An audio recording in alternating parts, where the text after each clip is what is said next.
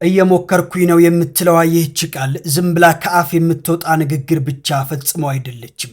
ቃላቱ ከከንፈር ሳይሆን ከልብ የወጣ የብዙዎቻችን የኑሮ ትግልና የውስጥ ስብራት የፈታ ቁልፍ እንጂ። እየሞከርኩኝ ነው የምትለዋ ቃል በውስጧ የሺህ ሌሊቶች እንቅልፍ ማጣት፣ የሺህ ቀናት የኑሮ ትግልና በሚሊዮኖች የሚቆጠሩ ኢትዮጵያውያን የልብ ትርታ ታዝላለች። በዚህ ቃል ውስጥ መጋደል አለ። በዚህ ቃል ውስጥ ተስፋ አለ። በዚህ ቃል ውስጥ ነገን የማየት ጉጉት አለ። ኮሜዲያን ያሲኖ በዚህ ቪዲዮ የኢትዮጵያውያንን የዕለት ተዕለት ውጥረት፣ የኑሮ ውድነትና የስነ ልቦና ጫና በመስታወትነት አሳይቶናል። እየሞከርኩኝ ነው ማለት አልተሳካልኝም ማለት ግን ፈጽሞ አይደለም። ይልቁንም እየደከመኝም ቢሆን አልቆምኩም የሚል የጀግንነት መግለጫ ነው።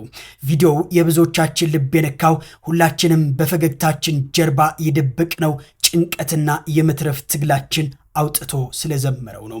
መሞከር ራሱ ትልቅ ድል መሆኑን ያሲኖ በኪነ ጥበቡ አስመስክሯል። ምንም እንኳን ሸክሙ ቢከብደንም በያሲኖ ቃል ውስጥ ሁላችንም የራሳችን ታሪክ አግኝተናል። አሁንም ቢሆን እየወደቅን እየተነሳን መሞከራችን እንቀጥላለን። አሁንም እየሞከርን ነው።